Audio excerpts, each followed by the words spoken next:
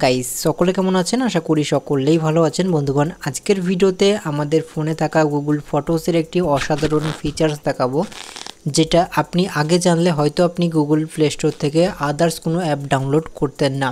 Guys, দেখবেন যে আমাদের ফোনের ফটোস বা ভিডিওসকে লক করার জন্য আমরা বিভিন্ন ধরনের third party app play store থেকে আমরা ডাউনলোড করি, বাট এটার আর কোনো প্রয়োজন হবে না, কারণ গুগল ফটোসের মধ্যে এমন একটি ফিচার্স রয়েছে যেটা আপনি যদি জানতেন আপনি কিন্তু এই ধরনের অ্যাপ কখনোই ডাউনলোড করতেন না। সো গাইস, এটাই দেখাবো আজকের ভিডিওতে আপনি গুগল ফটোসের মাধ্যমে কি করে আপনার ফোনের ফটো ভিডিওকে লক করতে পারবেন, এবং যেটা আপনি ছাড়া কেউ কিন্তু জানতে পারবে না। সো গাইস, ভিডিওর সাথেই থাকবেন, এবং আপনি যদি চ্যানেলটিকে এখনো সাবস্ক্রাইব না করে থাকেন চ্যানেলকে অবশ্যই সাবস্ক্রাইব করে পাশের বেল আইকনটা অবশ্যই অন করে দিন। তো চলুন ভিডিওটি শুরু করা যাক।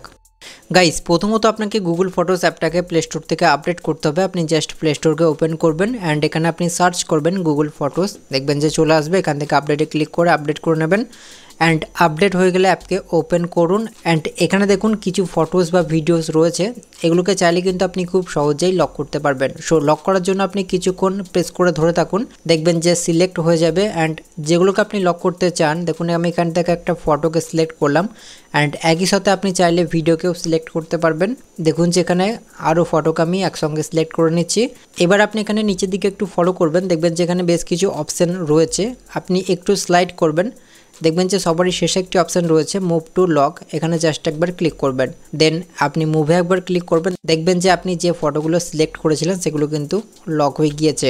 এখন কিন্তু এই ফটোগুলো কিন্তু আপনার গ্যালারির ভিতর বা গুগল ফটোসের ভিতর আপনি কিন্তু আর দেখতে পাবেন না। এটাকে দেখার জন্য আপনি এখানে দেখুন যে একটি অপশান রয়েছে সার্চ, আপনি সার্চে ক্লিক করবেন অ্যান্ড এখানে আপনি সার্চ করবেন লকড ফোল্ডার। সো এখানে আপনি যখনই লক ফোল্ডার লিখে সার্চ করবেন দেখবেন যে এরকম একটি অপশান চলে আসবে, এখানে একবার ক্লিক করবেন, দেখবেন যে আপনার ফোনে যে লকটা সেট করা থাকবে আপনি চাইলে এই লকটাকে চেঞ্জ করতে পারেন, অথবা আপনার ফোনে যদি ফিঙ্গারপ্রিন্ট সেট করা থাকে দেখবেন যে ফিঙ্গারপ্রিন্ট দিলেই কিন্তু আপনার এই লকটা খুলে যাবে। সো গাইস, ঠিক এইভাবে আপনি গুগল ফটোসের মাধ্যমে যে কোনো ফটোকে লক করতে পারবেন, তার জন্য কিন্তু আপনারা থার্ড পার্টি কোনো অ্যাপ ডাউনলোড করার প্রয়োজন হবে না।